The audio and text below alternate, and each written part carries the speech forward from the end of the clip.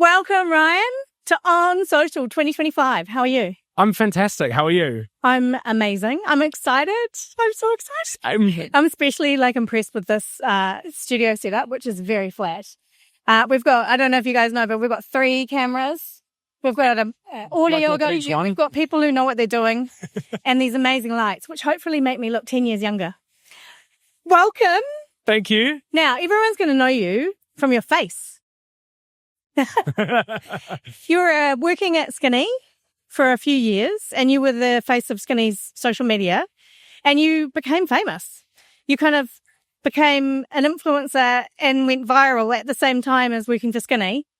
And then you left Skinny. I left Skinny. And you've gone to ASB. Yeah, I had my own spin-off show start. Yeah. Tell us, what are you doing there? So I am the social and community manager at ASB, but really I'm just the content creator. That's the word I like to use a bit more. I think you're putting it down. You're more than just a content creator. A content extraordinaire. Director. A content director. I am content man. Yeah. And are you loving it? I'm absolutely loving it. Yeah, to get to make videos every day and go through that whole production process of making the videos. I just love it. And to be able to instantly post them and get feedback from people, I think that's just, that's one of the magical things about social. It's one of the best jobs in the world. You can't beat it. How did you get it? Do you want the full story? Yeah. So in 2020, I sold a COVID-free bag of air on Trade Me. I was in class with my mates. I blew into one of those Glad bags. Yeah. And I was like, it'd be really funny if I just tried to sell this on Trade Me. So I put it up there and I put it as a COVID-free bag of air because it was during that time when I think everyone was sick of lockdown, but then there was also there was humor around COVID at that time. Yeah. So I put it up as COVID-free bag of air and put a photo of me breathing into it with a negative COVID test to prove it was COVID-free air. And the bid went nuts. It got to $100,000 on Trade. It's the 10th most viewed Trade Me auction of all time. How did I not know this? I don't know. But so that was the first kind of thing which got me on the news. Wow. And then after that was Mama's Boy. Do you know about Mama's Boy? No. There's quite a back catalogue here. Oh, okay. So during the second pandemic, I taught my mum and... You taught your mum and dad how to play music? Mum and dad how to play music. Yes, I watched you. Yeah. Yes. So that was my second, drums and guitar. I'm a guitarist. Yeah. My mum's a drummer. Got dad on the bass now. Yeah. And then, we became a viral family. We were on Kelly Clarkson, which was crazy. And then, someone from Spark saw my interview on TV and they thought, that guy he's got a fun face, fun personality. Let's try him on Skinny Socials. And then, got that job. And the rest is history. The rest is history. So for you, now that you've gone to this new role, and you were much more on face of camera. Yeah. When you're at ASB now, I've seen you start to come on the camera a bit more regularly, more recently. Yeah. Is that going to happen more? It's one of those things where, funnily enough, we're speaking about this today. We really want to push getting people within our business on socials as opposed to just me, because I think Skinny definitely worked having a face, but ASB is definitely this is all of us trying to work together for one goal. So, I'm always on camera when no one else wants to be on camera, or if it's a particularly hard thing to kind of come across without being excited like I am. So, probably will be on camera a bit more, but also we're really pushing to get our internal staff involved as well. Well, you're kind of creating a social first culture. Yes. And so most people I found, I don't know why, they don't want to be on camera and they don't like talking in front of the camera. Sometimes I think it's practice. You get really nervous the first time you do it. And then the more and more you do it, it just becomes kind of, it's not such a big of a thing. How do you get them to kind of get used to the idea of being on camera and getting everyone to be more involved? Yeah, I think when you get down to the fundamentals of someone not wanting to be on camera, it's social anxiety, right? They're self-conscious. They don't want to embarrass themselves. And I think what's really important is 2 things. It's one, having a backlog of content that they can look at and go, they haven't made anyone else look stupid before me. That means when I make this bit of content with them, they'll probably give me the same treatment and I'll look really good. So I think it's getting that back catalogue of work that people can trust, because it's like a director or a music producer, right? Like if you see a great film by a director, you immediately think, oh, this director's going to make a great film with me in it. So that's the first one, is just like building that reputation that people will want to participate. And then the second is on the day, just giving that sense of calm. And I think I'm fortunate enough to have a team that really knows what they're doing and that translate to any talent that we bring on. So they'll see us all set up, they'll see the camera, they'll see the lights already there, we know exactly what they're doing, and they think, these guys know what they're doing. I think I can be okay on camera. So have you got like a bank of people lining up? Funnily enough, we do, yeah. So That's incredible. Yeah, we're at the point where people love what we're doing so much that just in passing, they'll say, hey, if you're ever making a bit of social content, I'll happily be in it, which, is crazy. That's insane. So ASB's truly becoming social first. I think so. All the team members are kind of going to start to become stars. Yeah, everyone's on board. Hopefully we can make a reality TV show one day with all the minute, but yeah. Actually, I'm going off-piste here a little bit, but I was at the Duolingo masterclass yesterday with Zania, and it was really interesting to hear where she was talking about every piece of content that they make. They imagine it's part of a series, like a TV series. It is a show. Do you think that is a key to being successful in social media? I mean, I don't think it's... Because you kind of did that. Yeah. I feel like at Skinny you kind of did that where it wasn't episodic, but the character was consistent. Characters are recurring. Yeah, I think it's one of those things too where it's like you don't have to do it, but I think if you look at some real benchmark social channels, that's what people do. Like, I remember, you remember, Good Mythical Morning with Rhett and Link?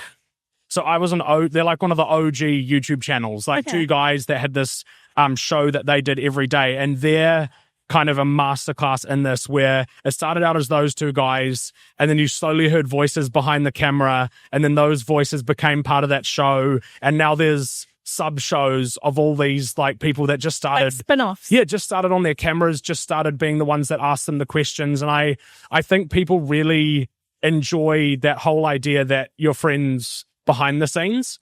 So yeah, I'm a big fan of creating that kind of, as you said, like a reality TV show sort of thing. Work it. I can't wait to watch. I'll be tuning in.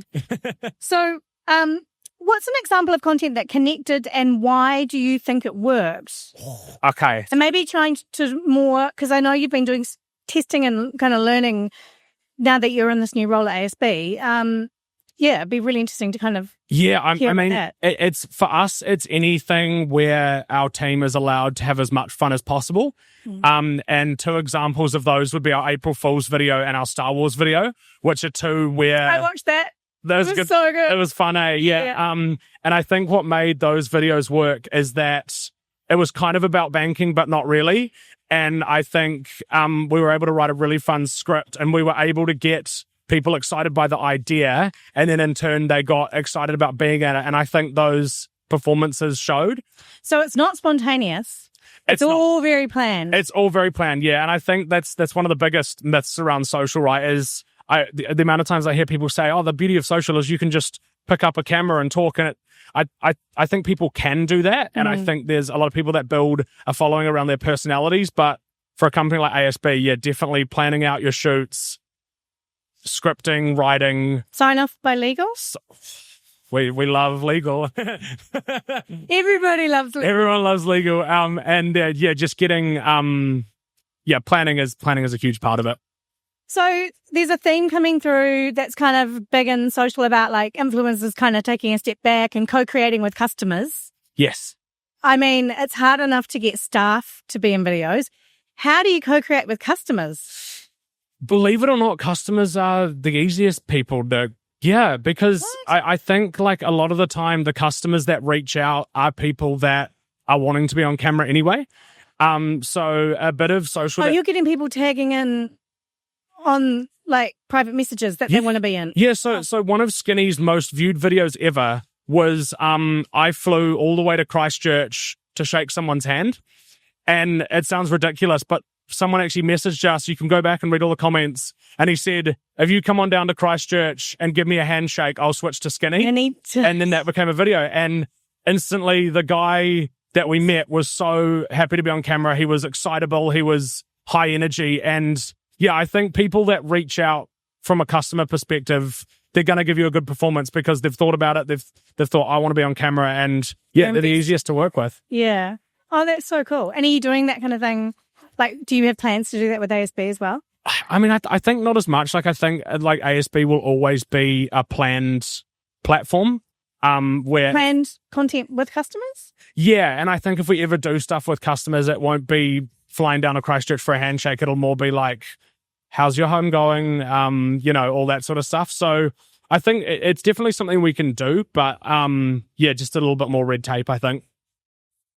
Just a FYI, because I've got a mortgage and I paid a specialist to teach me how to, like, tips and tricks to pay down my mortgage faster and learning how to kind of not work the system, but like learning how to be a optimal banker that works for myself as well as having the support of my bank.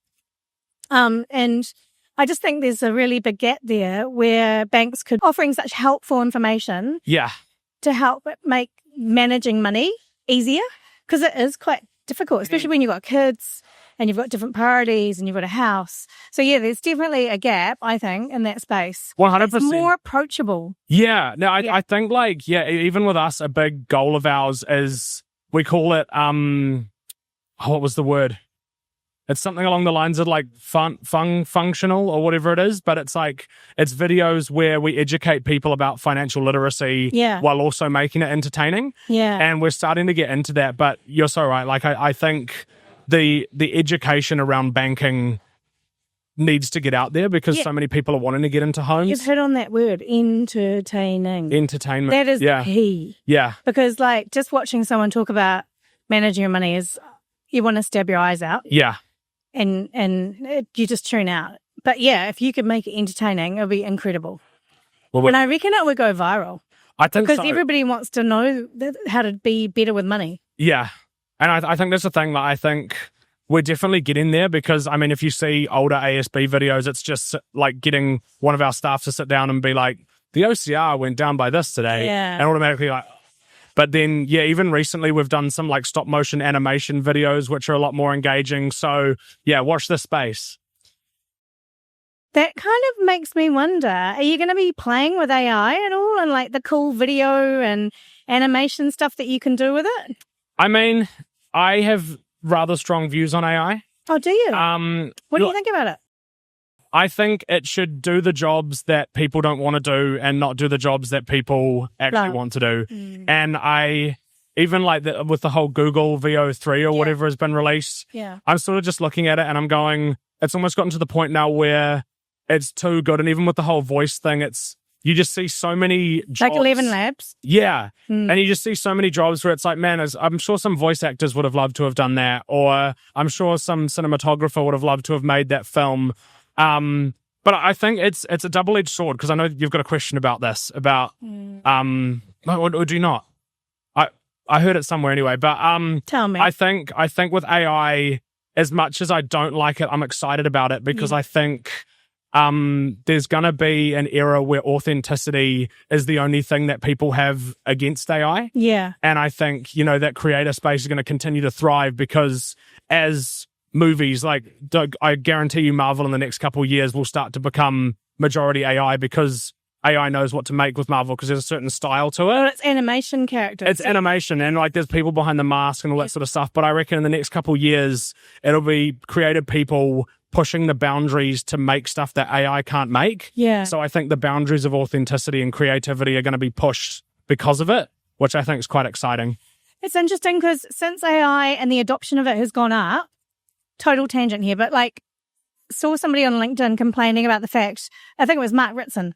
Yeah. So Mark Ritson's kind of big marketing leader in the world, and he was saying how much he's bored and finds his feed on LinkedIn so inane and it's so automated and so AI that he's starting tuning out. Yeah. So I feel like actually you're right. It's like this, how do you bring the human element? Yeah. Don't forget to bring the human element. Yeah, it's really, I saw a TikTok the other day, funnily enough, that was like, if you really want to find the brain rot of social, look on LinkedIn. Because, every single post is, I'm so honored to be doing this. And there's always it's either I have an opinion that you've heard before, or I've got an achievement, and I love celebrating people's achievements, don't get me wrong, but there's such a sameness to LinkedIn where you just think this could be replaced by AI tomorrow. Yeah. Because there's not much, but which is exciting though, because hopefully give it 5 years, people will start looking at LinkedIn as a viable platform and going, how can we make what we're talking about more exciting? I try and only post stuff that's genuinely going to help people, or tips or tricks or things that I'm learning, and I'm like trying to kind of share the love. Well, that's the thing. Like, it's coming from your perspective, which makes it authentic. Yeah. And I think that's going to be what we're going to start to see. Is it's not just going to be, here's a tip that AI caption could have written. It's going to be, this is an experience I've had. Yeah. This is what I've learned from it, which is ultimately what LinkedIn should be about anyway. Yeah. So, what do you love most about your job? Oh, this is such a good question. I love working with really incredible people and shooting with really incredible people. A huge difference between ASB and my previous job is that I now get to work with a lot of ASB's charity partners. And when you meet the people behind those charities, you think, man, I'm a terrible person. I'm not doing anything. But then you're also like, wow, it's like there's real hope in the world with like these beautiful people that are making a difference. We had a story that always sticks out to me is we had a shoot a couple of weeks ago with a woman that runs a charity called the Cake Detective. Have you heard of that? Cake, yeah. Cake Detective, no. Yeah, so she makes cakes for underprivileged children and children living in foster care. And straight away, like, you get the warm fuzzies, but it just makes you think, because the first thing she said was there's a lot of kids that have A, never had a birthday cake, and B, no one's even said happy birthday to them. Oh. So like the way that she saw that and thought, what can I do about this? And the amount of stories she told about like these testimonies of people who'd received these cakes, and you think that's so inspiring and you're making a real difference. That's making me want to cry. I know. On it, when she was having her interview, I'm just sitting there, I'm like, I need to leave the room. This is like this. You're such a beautiful person. Do a shout out to her. Shout out the Cake Detective. You're awesome. I think that's what they're called on socials. And finally, what excites you most about when it comes to social media right now? Like, what are you really getting into? Oh, yes. I think for me, it kind of goes back to that whole AI thing where I think people are trying to diverge from the norm as much as possible. And I think when that happens, it's exciting because they're trying to make something that no one's seen before. And in that, you're going to get some really beautiful things out of it, I think. So you reckon like the level of what we've seen, because lo-fi's kind of been like this moment. Yeah. Everyone's leaned into lo-fi. Yeah. But now hi-fi will be so easy. Yeah. That we're kind of going to see, I think, this bar lift. Yeah. It's like democratizing.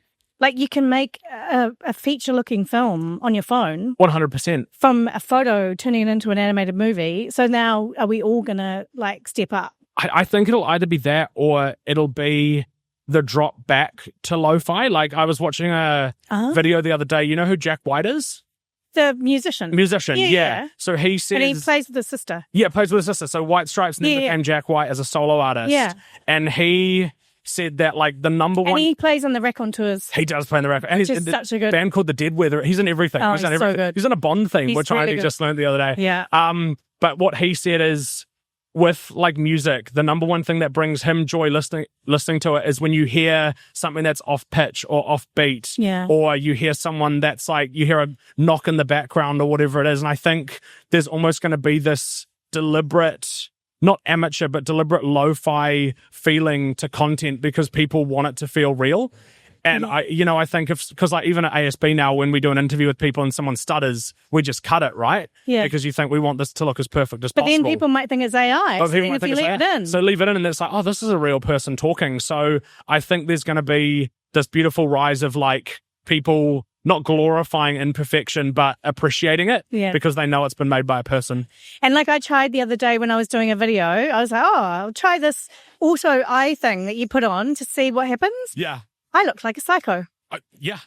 And I was like, who's going to be using that? Yeah. Who's I know. putting that in their videos? I know. Yeah. No, I think that's, people will start going in that direction, then people will start falling coming back. right back. Yeah. And I think the beauty is like things like this podcast will survive because there's a difference between listening to a robot and listening to a person. Yeah. Even if you don't know, but someone tells you, immediately you want to be listening to people.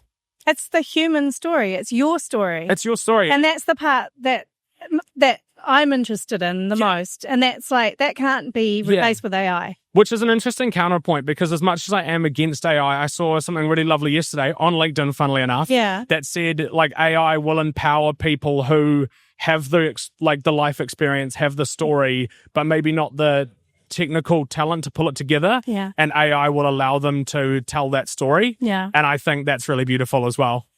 Awesome. Yeah. And what's your session that you're looking forward to most today? Oh, that's a great question. I haven't looked at the full schedule. The one I'm looking forward to is going to be soon. It's Michael Cochran, who was like the social media master from Ryanair. Yeah. And then they're very irreverent and crazy, and he basically took the brand and made it famous, and now everyone's kind of trying to copy that disruptive style. Yeah. And then you've obviously got Duolingo, Zania.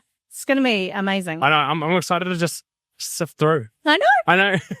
Thanks Thanks so much. Thank you for having me. All good.